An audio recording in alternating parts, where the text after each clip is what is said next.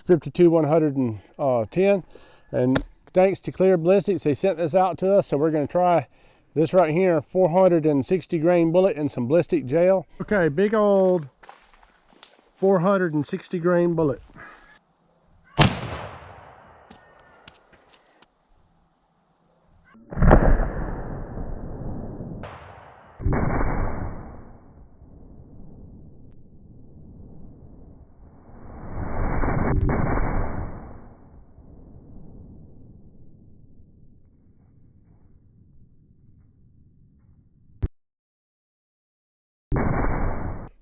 Okay, you see how that bullet went in there?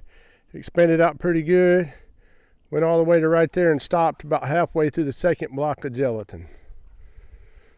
Now right there is a pretty good sized wound channel coming through there. You see at first it didn't do much,